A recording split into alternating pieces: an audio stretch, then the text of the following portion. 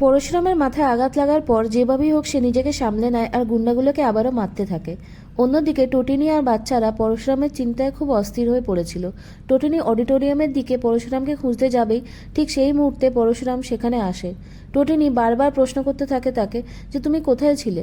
পরশুরাম বলে যে আমি তোমাদের জন্য খাবার আনতে গিয়েছিলাম। একেই টটিনির ওপর দিয়ে অনেকটা ঝড় বয়ে যাচ্ছিল।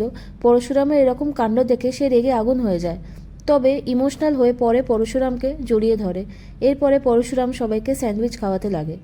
অন্যদিকে জিৎ আর ত্রিপর্ণা পুজো দিয়ে তার প্রসাদ নিয়ে পরশুরামদের বাড়িতে যায় আর বাচ্চাদের জন্য গিফটস এনেছিল। জিৎ আগামীকাল সপরিবারে বিয়ের অনুষ্ঠানে উপস্থিত থাকার জন্য টটিনিকে রিকোয়েস্ট করে। পরশুরাম বলে যে আমার একটু সমস্যা আছে, আমি ঠিক ডিল পছন্দ করি না। টটিনিকে ভুলিয়ে ভালিয়ে আপনারা কবিরকে অভিযোগমুক্ত করতে চাইছেন, আমি সেটা হতে দেব না। কবিরের বাবার সাথে আপনার যে ব্যবসায়িক ডিল তাতে প্রভাব না পড়ে সেই জন্য এই বিয়েটা, তাই না? ত্রিপর্ণা কথা ঘুরিয়ে দেয়। টটিনিকে শাড়ি আর পরশুরামকে পাঞ্জাবি গিফট করে। এরপরে টটিনি সেগুলো নিতে অস্বীকার করে।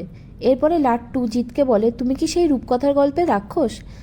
জিত অপমান বোধ করে আর রাগের মাথায় টটিনিদেরকে থ্রেট করে বসে। পরশুরাম এরপরে জিতকে ভদ্র ভাষায় সেখান থেকে চলে যেতে বলে। জিত সেখান থেকে চলে যায়। পরশুরাম অপরাধীদের শাস্তি দিতে কোনো রকমেরই আপোষ করতে রাজি নয়।